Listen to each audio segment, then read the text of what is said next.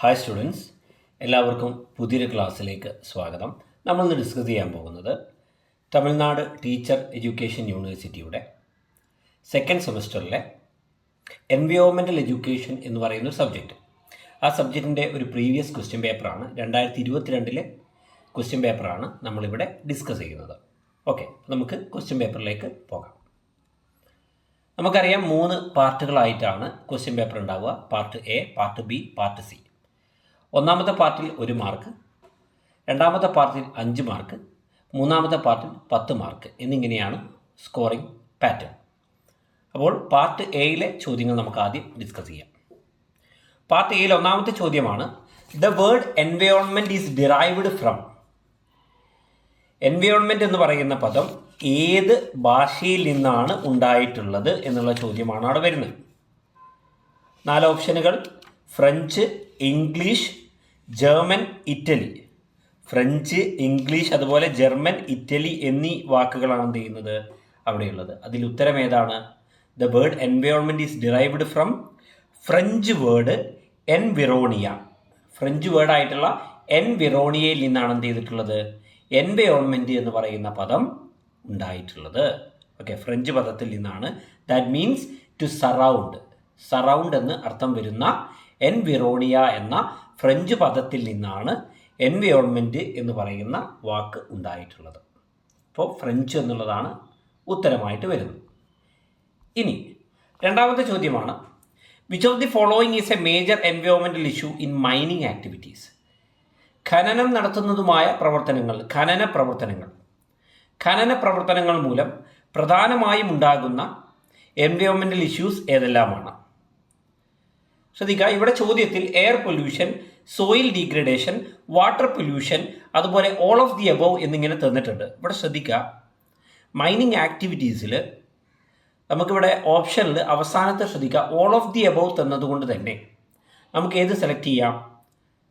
All of the above ആണ് select ചെയ്യേണ്ടത്. കാരണം ഇവിടെ major environmental issue in mining activity എന്ന് പറയുമ്പോൾ ഇവിടെ ഓൾ ഓഫ് ദി അബവ് വന്നതുകൊണ്ട് തന്നെ എന്ത് ചെയ്യുക, ഇതൊക്കെ പ്രധാനപ്പെട്ട എൻവയോൺമെൻറ്റൽ ഇഷ്യൂസ് ആണ്. Air pollution, soil degradation, water pollution ഒക്കെ എന്തിന് കാരണമാകുന്നുണ്ട്?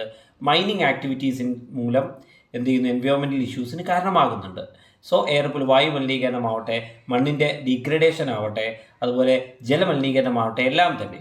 അതുകൊണ്ട് തന്നെ ഓൾ ഓഫ് ദി എബോവ് എന്ന് പറയുന്ന ആൻസർ എന്ത് ചെയ്യാം, നമുക്കിവിടെ സ്വീകരിക്കാം. അടുത്തതാണ്, physical pollution of water is due to. Physical pollution of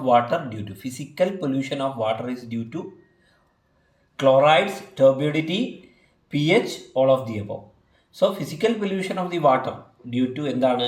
all of these ആണ്. ഇവിടെ എന്ത് ചെയ്യുന്നു, നമുക്ക് ഈ കാരണങ്ങൾ കൊണ്ട്, മുകളിൽ പറഞ്ഞ കാരണങ്ങൾ കൊണ്ടൊക്കെ എന്ത് ചെയ്യാം, നമുക്ക് വാട്ടറിൽ ഫിസിക്കൽ പൊല്യൂഷൻ ഉണ്ടാകാം. ഫിസിക്കൽ പൊല്യൂഷൻ ഉണ്ടാകുന്നതിന് ഇവയെല്ലാം കാരണമാകുന്നു. പിന്നെയോ ഗ്രീൻ ഹൗസ് എഫക്റ്റ്. 4ാമത്തെ ചോദ്യമാണ്, ഗ്രീൻ ഹൗസ് എഫക്റ്റ്, ഹരിതഗൃഹ പ്രഭാവം, ഗ്രീൻ ഹൗസ് എഫക്റ്റ് അത് കാരണമാകുന്നു എന്തിന്? 4 ഓപ്ഷനുകളുണ്ട്: rise in temperature of earth, lowering of acid rain, lowering in temperature of earth, increase in rainfall. ഇങ്ങനെ 4 ഓപ്ഷൻ ഉണ്ട്. നമുക്കറിയാം ഗ്രീൻ ഹൗസ് എഫക്റ്റ് എന്ന് പറയുമ്പോൾ ഗ്രീൻ ഹൗസ് ഗ്യാസസ്, നമുക്ക് ഗ്രീൻ ഹൗസ് ഗ്യാസസുകളുണ്ട്. കാർബൺ ഡൈ ഓക്സൈഡ്, മീഥേൻ പോലെയുള്ള ഗ്രീൻ ഹൗസ് ഗ്യാസസ് എന്ത് ചെയ്യുന്നുണ്ട്, അവ എന്ത് ചെയ്യുന്നു, അന്തരീക്ഷത്തിലുള്ള ചൂടിനെ ആഗിരണം ചെയ്യുകയും അതിനെ അന്തരീക്ഷത്തിലേക്ക് തന്നെ പുറന്തള്ളുകയും ചെയ്യുന്നതിലൂടെ നമ്മൾ അന്തരീക്ഷത്തിൽ എന്ത് ചെയ്യുന്നു, താപനില ഉയരുന്നതിന് കാരണമാകുന്നുണ്ട്. സോ താപനില ഉയരുന്നതിന് അന്തരീക്ഷത്തിൽ എന്ത് ചെയ്യുന്നു, ഗ്രീൻ ഹൗസ് ഗ്യാസസിൻ്റെ അളവ് കൂടുന്നതിനനുസരിച്ച് എന്ത് ചെയ്യും, സ്വാഭാവികമായിട്ടും എന്ത് ചെയ്യുന്നു, നമ്മുടെ അന്തരീക്ഷത്തിലെ ഭൂമിയിലെ താപനില ഉയരുന്നുണ്ട്. സോ ഒന്നാമത്തതാണ് അതിൻ്റെ answer, rice in temperature of earth. ഭൂമിയിലെ താപനില ഉയരുന്നതിന് കാരണമാകുന്നുണ്ട് ഗ്രീൻ ഹൗസ് എഫക്റ്റ് എന്ന് പറയുന്നത്. ഓക്കെ, ഈ ഗ്രീൻ ഹൗസ് ഗ്യാസസിൻ്റെ അളവ് നമ്മുടെ അറ്റ്മോസ്ഫിയറിൽ ഇൻക്രീസ് ചെയ്യുന്നതിനനുസരിച്ചാണ് എന്ത് ചെയ്യുന്നത്, ഈ പറയുന്ന നമ്മുടെ ഭൂമിയിൽ എന്ത് ചെയ്യുന്നത്, ടെമ്പറേച്ചർ കൂടുന്നത്. ഓക്കെ, 5ാമത്തേതാണ്, which of the following is not a natural mineral അല്ലാത്തത്, സ്വാഭാവികമായിട്ടുള്ള ധാതുക്കളിൽ ഉൾപ്പെടാത്തവ ഏതാണ് എന്നാണ് ചോദ്യം. Asbestos, limestone, nitrogen, salt. ഇവ 4 എണ്ണമാണ് ഇവിടെ ഓപ്ഷനുകളായിട്ട് ഉള്ളത്. ഇതിൽ തന്നെ ഏതാണ് നമുക്ക് ആൻസറായിട്ട് പറയുക? നൈട്രജൻ. നൈട്രജൻ എന്താണ്? ഈ പറയുന്ന നാച്ചുറൽ മിനറൽ അല്ല. Nitrogen is not a mineral. Nitrogen എന്ന് പറയുന്നത് ഒരു മിനറൽ അല്ല, ധാതുക്കളല്ല. ആസ്ബസ്റ്റോസ്, ലൈംസ്റ്റോൺ, സാൾട്ട് ഒക്കെ എന്താണ്? നാച്ചുറൽ മിനറലായിട്ട് എന്ത് ചെയ്യുന്നുണ്ട്? നമ്മൾ പരിഗണിക്കുന്നവയാണ്. ഓക്കെ, ഇനി പാർട്ട് ബി. പാർട്ട് ബി എന്ന് പറയുമ്പോൾ നമുക്കറിയാം 5 മാർക്കിൻ്റെ ചോദ്യങ്ങളാണ്. 5 ചോദ്യങ്ങൾ ഉണ്ടാവും. അതിൽ നിന്ന് എന്ത് ചെയ്താൽ മതി? നമ്മൾ 3 ചോദ്യങ്ങൾക്ക് മാത്രം ഉത്തരം എഴുതിയാൽ മതി. Answer any 3 questions. Okay, so 15 മാർക്കാണ് മൊത്തം ഇവിടെ ലഭിക്കുക. ഇപ്പോൾ നേരത്തേതിൽ 5 മാർക്കും ഈ പാർട്ട് ബിയിൽ 15 മാർക്കും, മൊത്തം 20 മാർക്ക് എന്ത് ചെയ്യും? പാർട്ട് എയിലും ബിയിലും കൂടിയായിട്ട് ലഭിക്കും. ഇനി നോക്കാം. Define the term environment and enumerates its components. 6ാമത്തെ ചോദ്യം എന്താണ്? Define the term environment. എൻവയോൺമെൻറ്റിനെ നിർവചിക്കുക, അതുപോലെ തന്നെ എൻവയോൺമെൻറ്റിൻ്റെ കോമ്പോണൻസിനെ എന്ത് ചെയ്യുക? വിശദമാക്കുക എന്നുള്ളതാണ്. The surroundings or conditions in which a person or animal or plant lives or operates is called as environment. Environment എന്ന് വെച്ചാൽ എന്താണ്? The surroundings or conditions. ഒന്നുകിൽ സറൗണ്ടിങ്സ് അല്ലെങ്കിൽ കണ്ടീഷൻസ്. ഇൻ വിച്ച് ആ ഒരു സറൗണ്ടിങ്സിലോ അല്ലെങ്കിൽ കണ്ടീഷൻസിലോ ആണ് എന്ത് ചെയ്യുന്നത്? In which A person, animal or plant lives. ഒരു സസ്യമോ ഒരു ചെടിയോ ഒരു മൃഗമോ മനുഷ്യനോ ഒക്കെ ജീവിക്കുന്നതായിട്ടുള്ള ഒരു കണ്ടീഷൻ അല്ലെങ്കിൽ ഒരു സറൗണ്ടിങ്സ്, അതിനെയാണ് നമ്മൾ എന്ത് വിളിക്കുന്നത്? എൻവയോൺമെൻറ്റ് എന്നുള്ളത് കൊണ്ട് അർത്ഥമാക്കുന്നത്. ഓക്കെ, പിന്നെയോ ഈ ചോദ്യത്തിൽ പറഞ്ഞിരിക്കുന്നത് എന്താ? Enumerate its components. ഈ പറയുന്ന എൻവയോൺമെൻറ്റിൻ്റെ കോമ്പോണൻസുകൾ ഏതെല്ലാമാണ്? What are the components of environment? എൻവയോൺമെൻറ്റിലെ ഘടകങ്ങൾ എന്തെല്ലാമാണ് എന്ന ചോദ്യം വരുന്ന സമയത്ത് അവിടെ പറയേണ്ടത് ഏതൊക്കെയാണ്? Atmosphere, lithosphere, hydrosphere, biosphere. Atmosphere അല്ലേ? Air. Lithosphere rock and soil. Hydrosphere water bodies. Biosphere living organisms. ഇവയെല്ലാം ഉൾക്കൊള്ളുന്നതാണ് ഏത്? 4 കോമ്പോണൻറ്റുകളാണ് എൻവയോൺമെൻറ്റിനുള്ളത്. അറ്റ്മോസ്ഫിയർ, ലിത്തോസ്ഫിയർ, ഹൈഡ്രോസ്ഫിയർ, അതുപോലെ ബയോസ്ഫിയർ. അപ്പോൾ ഈ ചോദ്യത്തിന് ആൻസർ എഴുതുന്ന സമയത്ത് എന്ത് ചെയ്യണം? ഈ കാര്യങ്ങളെല്ലാം ഉണ്ടായിരിക്കണം. ഇതിന് വിശദമായിട്ട് എന്ത് ചെയ്യണം? ഒരു 5 മാർക്കിനെ അടിസ്ഥാനപ്പെടുത്തിയിട്ട് എന്ത് ചെയ്യണം? നിങ്ങൾ എഴുതി ആൻസർ ചെയ്യേണ്ടതുണ്ട്. പിന്നെയോ explain the preventive measures of deforestation. ഡിഫോറസ്റ്റേഷനെ, വനനശീകരണത്തെ തടയുന്നതിന് വേണ്ടിയിട്ട് ചെയ്യാൻ സാധിക്കുന്നതായിട്ടുള്ള കാര്യങ്ങൾ എന്തൊക്കെയാണ്? അതിന് വിശദമാക്കുക. സോ വിശദമാക്കാനാണ് പറഞ്ഞിട്ടുള്ളത്. ഡിഫോറസ്റ്റേഷനെ, വനനശീകരണത്തെ തടയുന്നതിന് വേണ്ടിയിട്ടുള്ള പ്രവർത്തനങ്ങളെ വിശദമാക്കാനാണ് പറഞ്ഞിരിക്കുന്നത്. അപ്പോൾ വ്യത്യസ്തമായ മാർഗങ്ങൾ സ്വീകരിക്കാം. അതിലൊന്നാണേത്? റീഫോറസ്റ്റേഷൻ എന്നറിയപ്പെടുന്നത്. റീഫോറസ്റ്റേഷൻ എന്ത് ചെയ്യുക? വെട്ടിയ കാടുകളെയൊക്കെ എന്ത് ചെയ്യുക? വീണ്ടും കാടുകളാക്കി മാറ്റുന്ന പ്രക്രിയ. വെട്ടിമുറിച്ച മരങ്ങൾക്ക് പകരം പുതിയ ചെടികളെ, പുതിയ സസ്യങ്ങളെ ഒക്കെ എന്ത് ചെയ്യുക? വെച്ച് പിടിപ്പിക്കുക. പിന്നെയോ എനാക്ട് ലോ, നിയമങ്ങൾ നടപ്പിലാക്കുക. പ്രകൃതിയെ സംരക്ഷിക്കുന്നതിന് വേണ്ടിയിട്ട്, വനനശീകരണത്തെ തടയുന്നതിന് വേണ്ടിയിട്ട് ഉള്ള നിയമങ്ങൾ നടപ്പിലാക്കുക. Enact laws. പിന്നെയോ raise awareness about deforestation. Awareness, അവബോധം, ആളുകളിൽ അറിവ് സൃഷ്ടിക്കുക. എങ്ങനെ?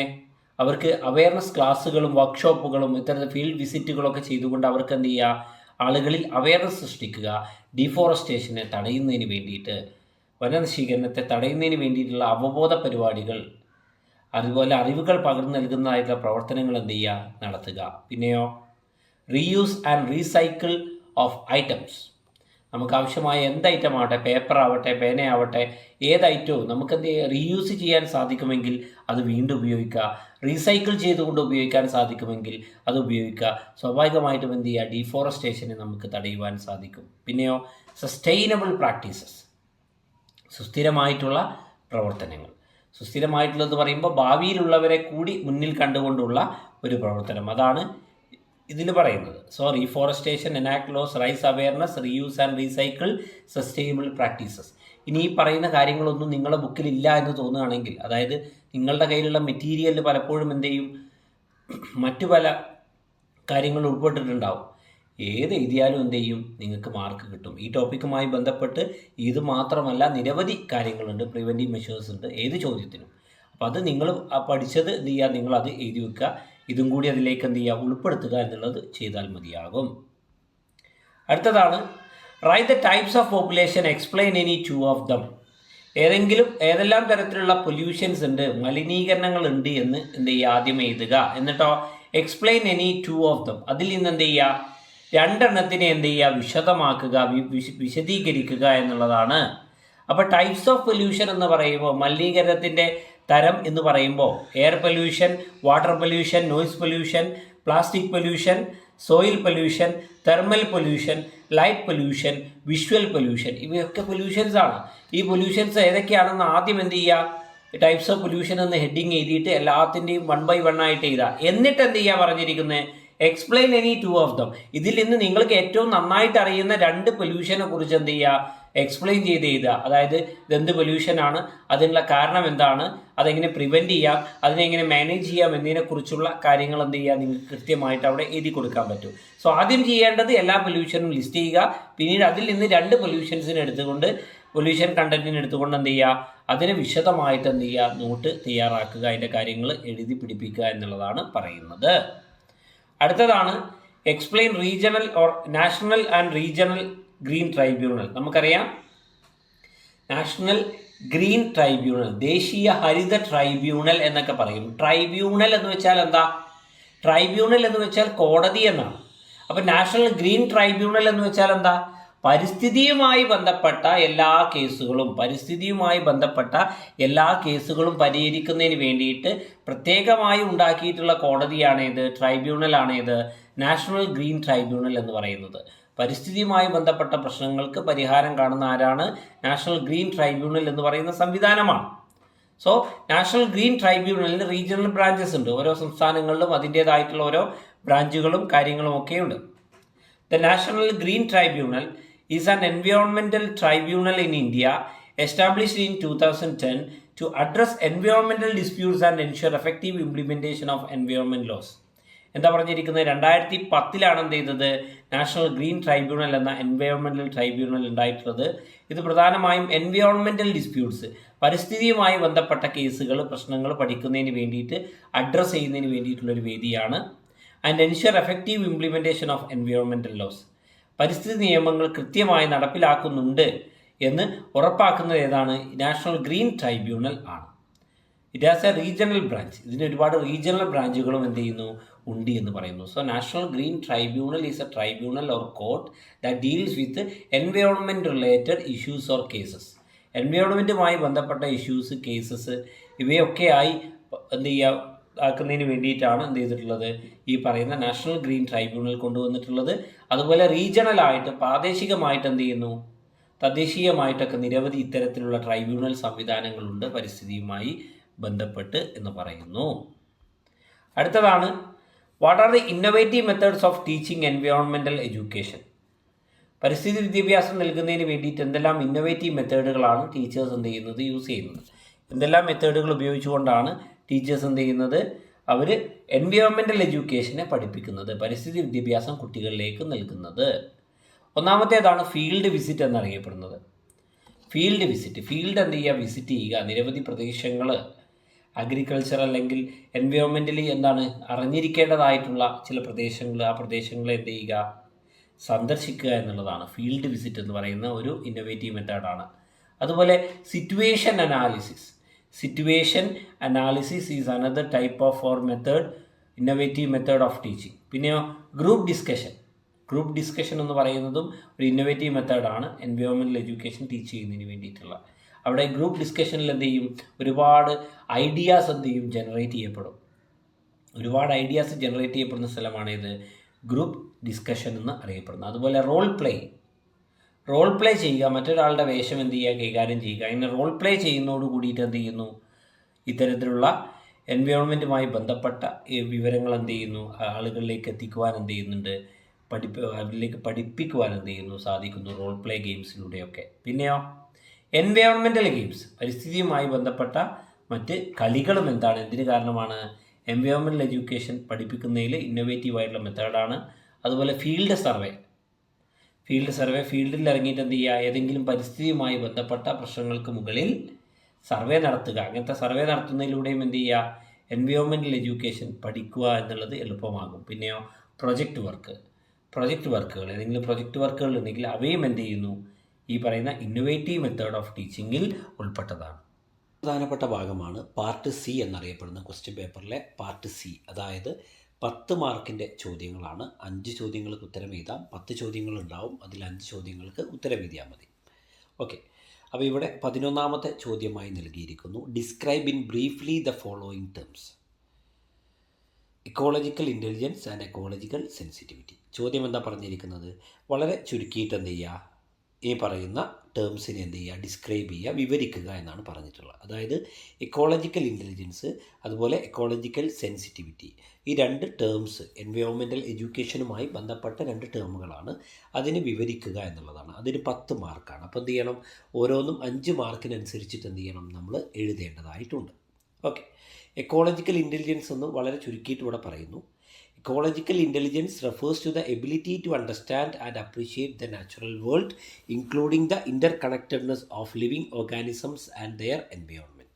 Ecological intelligence എന്ന് പറയുന്നതാണ്, it refers to the ability, അതൊരു കഴിവാണ്, ടു അണ്ടർസ്റ്റാൻഡ്, മനസ്സിലാക്കുന്നതിന് വേണ്ടിയിട്ടുള്ളത്. പിന്നെയോ ടു അപ്രീഷിയേറ്റ് ചെയ്യുന്നതിന് വേണ്ടിയിട്ടുള്ള കഴിവാണ് ദ നാച്ചുറൽ വേൾഡ്. നാച്ചുറൽ വേൾഡിനെ അപ്രീഷിയേറ്റ് ചെയ്യുവാനും അണ്ടർസ്റ്റാൻഡ് ചെയ്യുവാനുമുള്ള, മനസ്സിലാക്കുവാനുമുള്ള ഒരുവൻ്റെ കഴിവാണെന്ത് എക്കോളജിക്കൽ ഇൻ്റലിജൻസ് എന്നതുകൊണ്ട് അർത്ഥമാക്കുന്നത്. Including the interconnectedness of living organisms and the environment.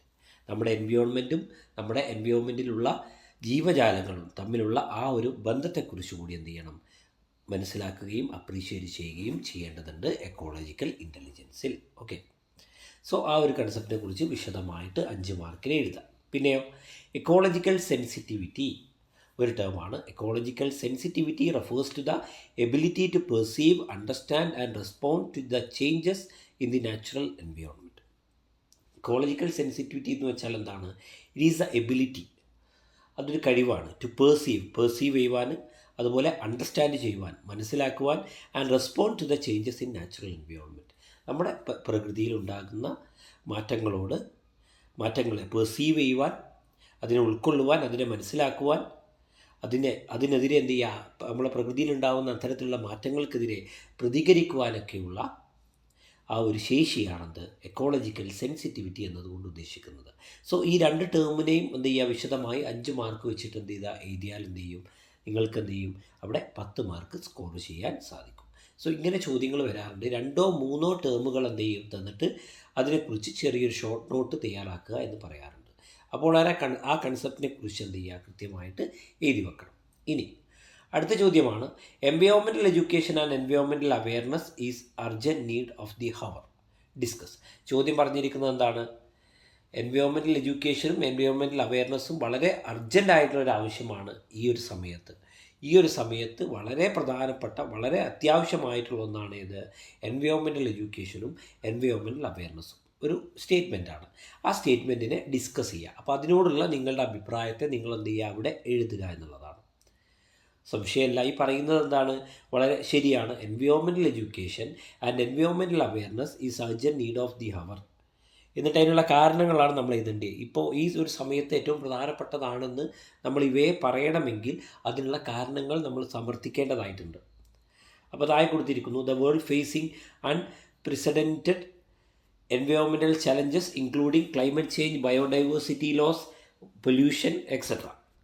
വ്യത്യസ്തമായിട്ടുള്ള നിരവധി എന്ത് ചെയ്യുന്നു, പ്രശ്നങ്ങൾ എന്ത് ചെയ്യുന്നു, പ്രകൃതി നേരിട്ട് കൊണ്ടിരിക്കുന്ന ഈ ഒരു ലോകത്ത്, ഈ ഒരു സാഹചര്യത്തിൽ എന്താണ്, എൻവയോൺമെൻറ്റൽ എഡ്യൂക്കേഷനും എൻവയോൺമെൻറ്റൽ അവെയർനെസ്സും വളരെ പ്രധാനപ്പെട്ടതാണ്.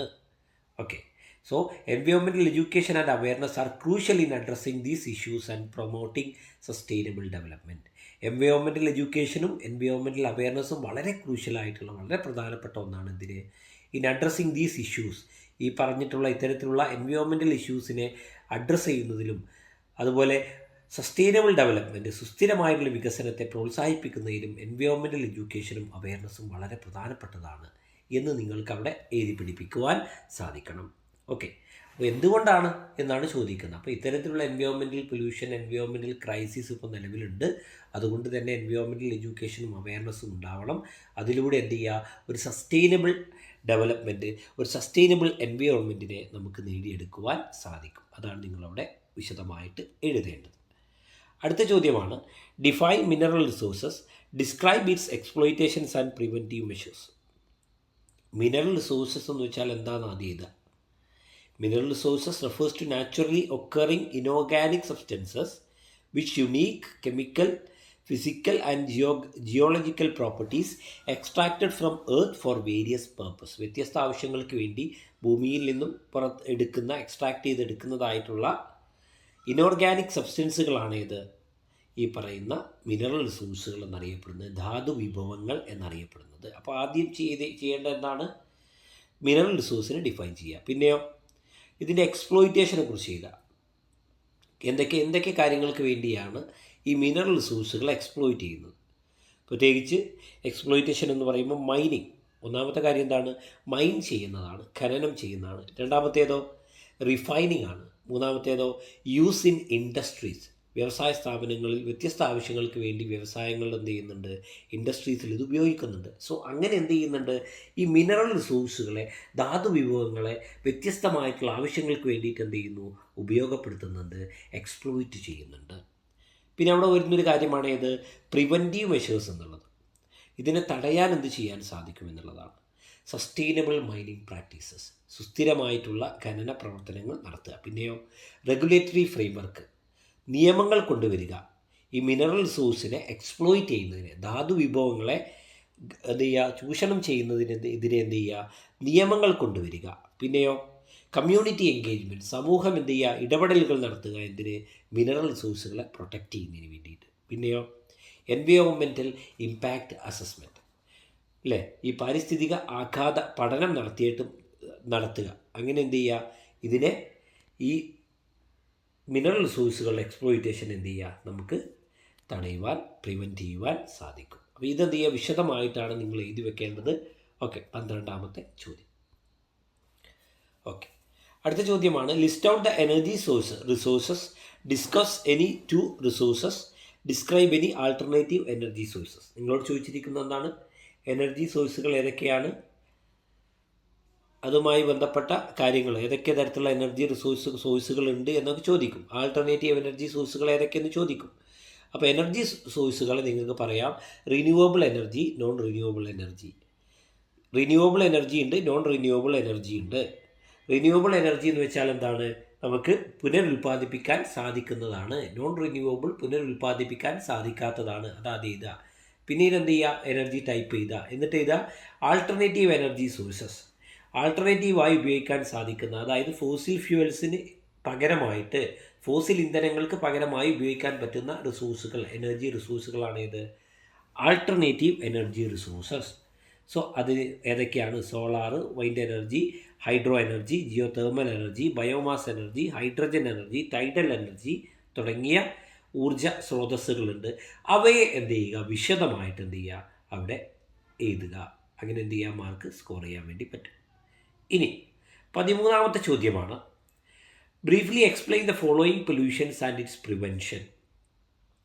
ബ്രീഫായിട്ട് എന്ത് ചെയ്യുക? എക്സ്പ്ലെയിൻ ചെയ്യുക, വിവരിക്കുക. എന്ത് പറയുന്ന പൊല്യൂഷൻസ്, മലിനീകരണങ്ങൾ, അതിൻ്റെ പ്രിവെൻഷൻസ്, അതെങ്ങനെ തടയാമെന്നുള്ളതിനെക്കുറിച്ച് വളരെ താഴെ പറയുന്നതിനെ ഏറ്റവും ചുരുങ്ങിയ രീതിയിൽ എന്ത് ചെയ്യുക? വിവരിക്കുക എന്ന് പറഞ്ഞിട്ടുള്ളൂ. സോ എയർ പൊല്യൂഷനും വാട്ടർ പൊല്യൂഷനും, വായു മലിനീകരണവും ജലമലിനീകരണവും. അപ്പോൾ നിങ്ങൾ ആദ്യം എഴുതേണ്ട എന്താണ്? എയർ പൊല്യൂഷൻ എന്നാൽ എന്താണെന്ന് എഴുതുക, അതിന് കാരണമാകുന്ന കാരണങ്ങൾ എഴുതുക, അതുപോലെ അതെങ്ങനെ തടയാം എന്നുള്ളതും എഴുതുക. പിന്നീടോ വാട്ടർ പൊല്യൂഷൻ ചോദിക്കും. വാട്ടർ പൊല്യൂഷൻ എന്താണെന്ന് എഴുതുക, അതിൻ്റെ കാരണങ്ങൾ എന്താണെന്ന് എഴുതുക, അതുപോലെ അതെങ്ങനെ തടയാം, പ്രിവെൻറ്റ് ചെയ്യാം എന്നുള്ളതും എഴുതുക. So air pollution is the contamination of the indoor or outdoor environment by any chemical, physical or biological agent that modifies the natural characteristics of the atmosphere. നമ്മുടെ അറ്റ്മോസ്ഫിയറിൻ്റെ നാച്ചുറലായിട്ടുള്ള ക്യാരക്ടറിസ്റ്റിക്സിനെ മോഡിഫൈ ചെയ്യുന്ന രീതിയിലുള്ള ഏതെങ്കിലും ഒരു കണ്ടൻറ്റ്, സബ്സ്റ്റൻസ്, അതിലൂടെ എന്ത് ചെയ്യുക? നമ്മളുടെ അറ്റ്മോസ്ഫിയർ കണ്ടാമിനേറ്റ് ചെയ്യപ്പെടുക, മലിനീകരിക്കപ്പെടുകയാണെങ്കിൽ അതാണ് എയർ പൊല്യൂഷൻ എന്ന് പറയുന്നത്, വായു മലിനീകരണം എന്നതുകൊണ്ട് അർത്ഥമാക്കുന്നത്. ഫാക്ടറിയിൽ നിന്നുള്ളവ, അതുപോലെ അഗ്രികൾച്ചറൽ ആക്ടിവിറ്റീസ് മൂലം, അതുപോലെ മറ്റുള്ള കൺസ്ട്രക്ഷൻ ആക്ടിവിറ്റീസ് മൂലം ഒക്കെ എന്ത് ചെയ്യുന്നുണ്ട്? ഈ പറയുന്ന എയർ പൊല്യൂഷൻ ഉണ്ടാകുന്നുണ്ട്. ഓക്കെ, തടയുന്നതിന് വേണ്ടിയിട്ട് എന്ത് ചെയ്യുക, ഇൻഡസ്ട്രിയൽ ആക്ടിവിറ്റീസിനെ ഇത് കൺട്രോൾ ചെയ്യുക, എയർ പൊല്യൂഷൻ വരുന്ന പരമാവധി സാഹചര്യങ്ങളെ കുറയ്ക്കുക. പിന്നെയോ വാട്ടർ പൊല്യൂഷനാണ് പിന്നെ പറഞ്ഞിരിക്കുന്നത്. Water pollution can be defined as the contamination of water bodies. Water bodies contaminate ചെയ്യപ്പെടുന്ന മലിനപ്പെടുന്നതാണെന്ത് ഈ പറയുന്ന വാട്ടർ പൊല്യൂഷൻ എന്ന് പറയുന്നത്. കുളമാവട്ടെ, പുഴയാകട്ടെ, സമുദ്രമാകട്ടെ, എന്തും. ഓക്കെ, അതാണ്. Water pollution is caused when the water bodies such as rivers, lakes, ocean, groundwater and aquifers get contaminated with industrial and agricultural effluents. വ്യാവസായിക പ്രവർത്തനങ്ങളുടെ ഭാഗമായിട്ട് അല്ലെങ്കിൽ കാർഷിക പ്രവർത്തനങ്ങളുടെ ഭാഗമായിട്ടൊക്കെയുള്ള മലിനജലങ്ങൾ അല്ലെങ്കിൽ മാലിന്യങ്ങൾ എന്ത് ചെയ്യുക, ഈ വെള്ളത്തിൽ കലരുമ്പോഴാണ് എന്ത് ചെയ്യുന്നത്, ഈ പറയുന്ന പുഴയിലോ തടാകങ്ങളിലോ സമുദ്രങ്ങളിലോ അതുപോലെ ഭൂഗർഭജലമോ ഒക്കെ എന്ത് ചെയ്യുന്നത്, മലിനപ്പെടുന്നത് എന്ന് പറയുന്നു. അതാണ് വാട്ടർ പൊല്യൂഷൻ. അതിനെങ്ങനെ പ്രിവെൻറ്റ് ചെയ്യാമെന്നുള്ള പ്രിവെൻഷന് കൂടി എന്ത് ചെയ്യണം, അവിടെ കൃത്യമായിട്ട് നിങ്ങൾ ആൻസർ ചെയ്യേണ്ടതായിട്ട് ഉണ്ട്. ഓക്കെ, അടുത്ത ചോദ്യമാണ് explain the meaning, concept and types of environmental degradation. Environmental degradation എന്നാൽ എന്താണ്, അതിൻ്റെ കൺസെപ്റ്റ് എന്താണ്, അതിൻ്റെ ടൈപ്പ് എന്താണ്? എൻവയോൺമെൻറ്റൽ ഡീഗ്രേഡേഷൻ പരിസ്ഥിതിയിലെ ശോഷണം എന്നാണ് അർത്ഥമാക്കുന്നത്. ഡിക്രീസ് ഇൻ ദി എൻവയോൺമെൻറ്റ്, എൻവയോൺമെൻറ്റിൽ ഉണ്ടാകുന്ന കുറവ് എന്ന് വേണമെങ്കിൽ നമുക്ക് പറയാം. Environmental degradation is a process through which the natural environment is compromised in some way, reducing biological diversity and the general health of the environment. എൻവയോൺമെൻറ്റിൻ്റെ പൊതുവായിട്ടുള്ള ആരോഗ്യം അതിന് കുറവ് സംഭവിക്കുന്നു. ബയോളജിക്കൽ ഡൈവേഴ്സിറ്റി, ജൈവ വൈവിധ്യങ്ങളുടെ എന്ത് ചെയ്യുന്നു, കുറവ് സംഭവിക്കുന്നു. അങ്ങനെ എന്ത് ചെയ്യുന്നു, നമ്മുടെ നാച്ചുറൽ എൻവയോൺമെൻറ്റ് ഏതെങ്കിലും രീതിയിൽ കോംപ്രമൈസ് ചെയ്യപ്പെടുകയാണെങ്കിൽ ആ ഒരു പ്രക്രിയയാണ് ഇത് എൻവയോൺമെൻറ്റൽ ഡീഗ്രേഡേഷൻ എന്ന് അറിയപ്പെടുന്നത്. Deforestation, rising sea levels, desertification and drought, land degradation and finally water and air degradation. വ്യത്യസ്തമായ രീതിയിലുള്ള ഡീഗ്രേഡേഷനാണ് എൻവയോൺമെൻറ്റിലുള്ളത്.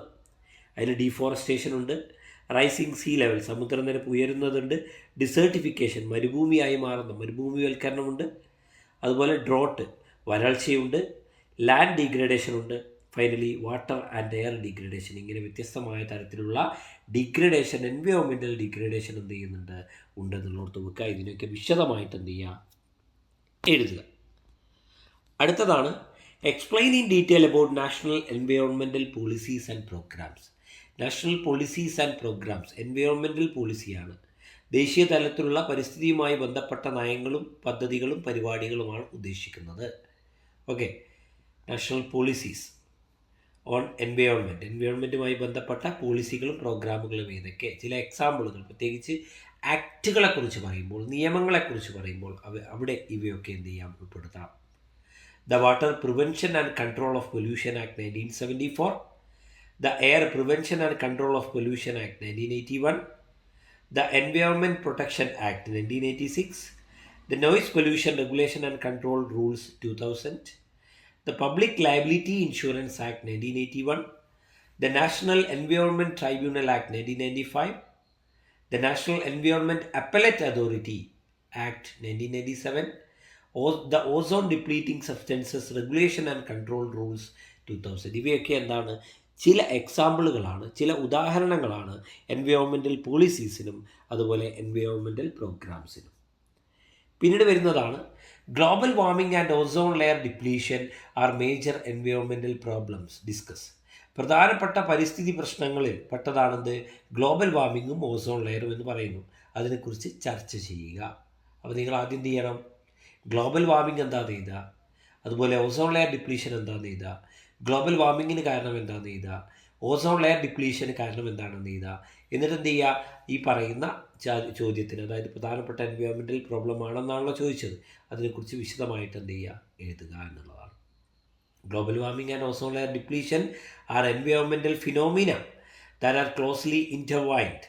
The term ozone hole means depletion in the ozone layer.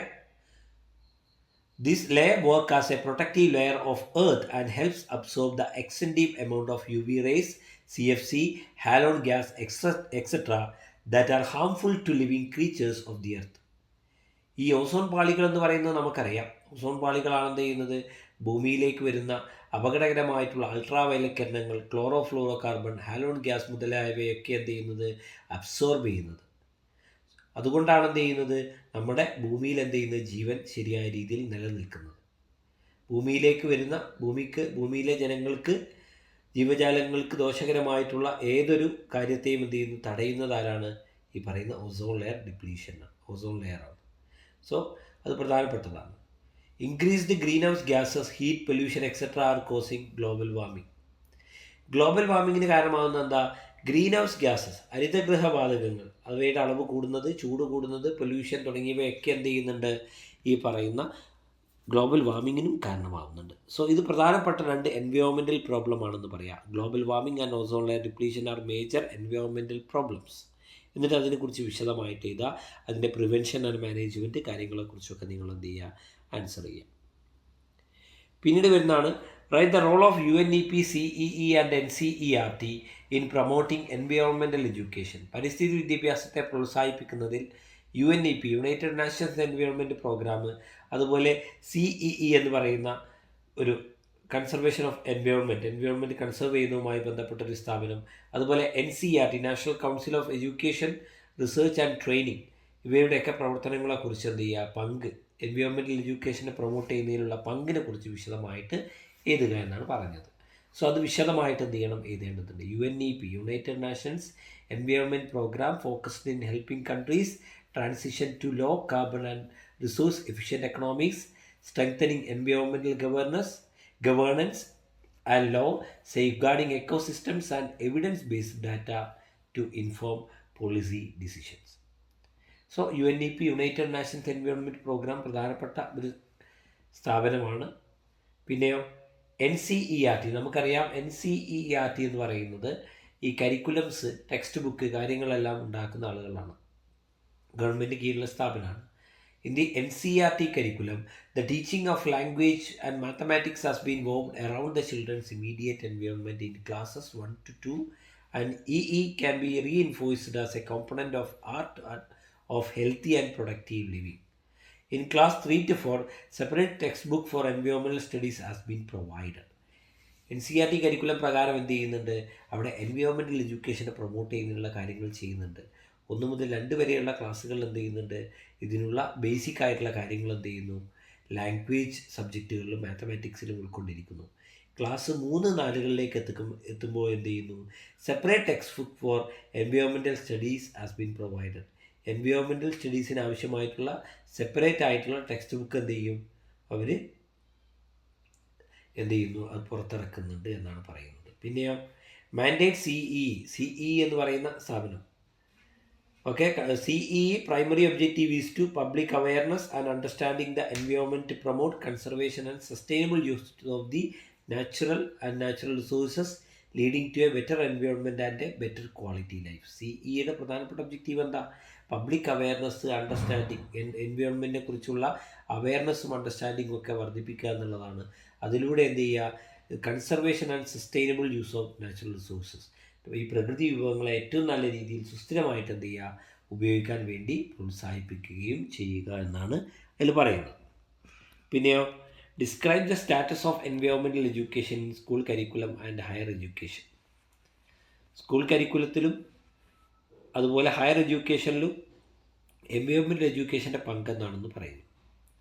Environmental education has been introduced as a regular course in formal school education system in India, following the directive of the Honorable Supreme Court of India. Prior to this directive, several programs were current in the country related to environmental education in schools and communities. എന്താ പറഞ്ഞത്, ഇവിടെ ഫോർമലായിട്ടുള്ള ഒരു education സിസ്റ്റത്തിൽ എന്ത് ചെയ്ത് നടക്കുന്നത് എന്നുള്ളതാണ് പറയുന്നത്. ഓക്കെ, ഈ ഒരു കോഴ്സ് പൊതുവെ എൻവയോൺമെൻറ്റൽ എഡ്യൂക്കേഷൻ സുപ്രീം കോർട്ടിൻ്റെ ഡയറക്റ്റീവ്സ് അനുസരിച്ചുകൊണ്ട് എന്നും പറയുന്നു.